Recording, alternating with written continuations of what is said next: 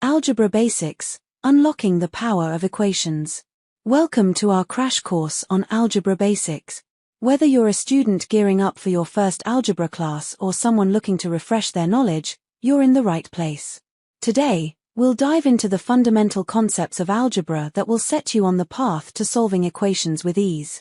Let's get started. Algebra is all about using letters and symbols to represent numbers and relationships between them. At its core, it's about solving equations to find the values of unknown variables. An expression is a mathematical phrase that can contain numbers, variables, and operations like addition, subtraction, multiplication, and division. For example, 3 plus 5 = 7.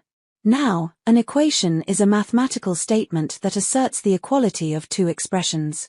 It has an equal sign symbol between the two sides.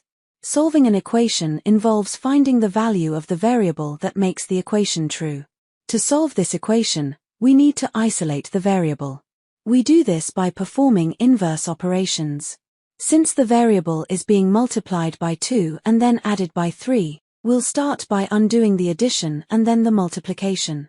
First, we subtract 3 from both sides to isolate the term with the variable.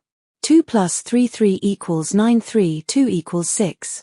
Now, to isolate x, we divide both sides by 2. 2 equals 6, 2 equals 3. The solution to our equation is equals 3. So, to recap, algebra is all about expressions, equations, and solving for unknown variables.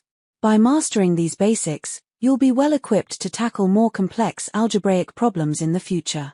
Keep practicing, and remember, the key to success in algebra is patience and perseverance.